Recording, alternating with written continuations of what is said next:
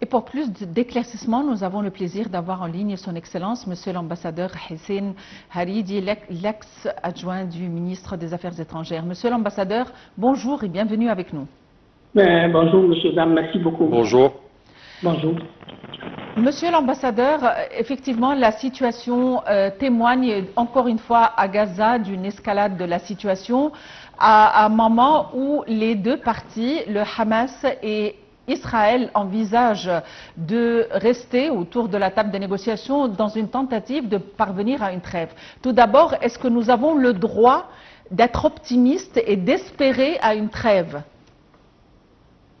Le tout se joue à Washington et se jouait dans la capitale américaine lors du séjour du chef du gouvernement israélien et ses entretiens, soit avec le président américain, soit avec les hauts responsables de l'administration Trump.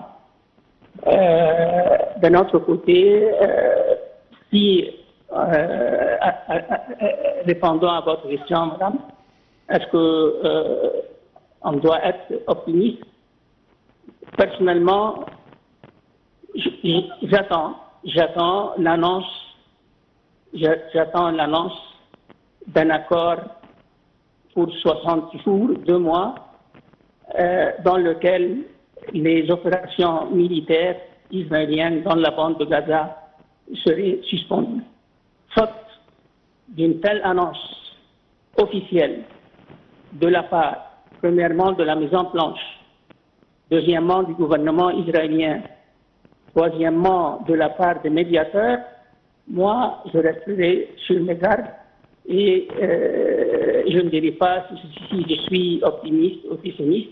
Attendons les jours à venir. Selon les Américains,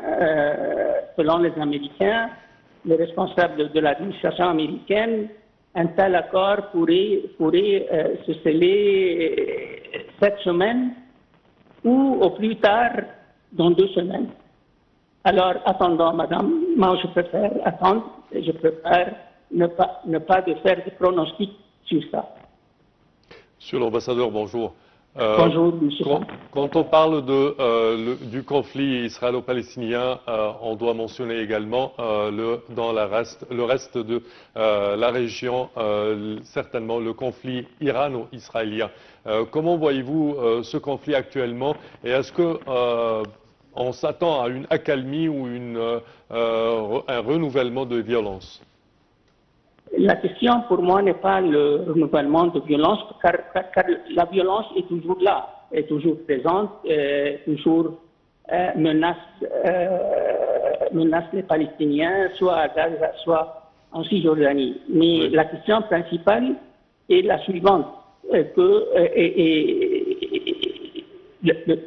la région, le Moyen-Orient, est en train de changer. Oui. C'est ça le point principal. C'est ça l'élément principal aujourd'hui. Le Moyen-Orient, la région se transforme.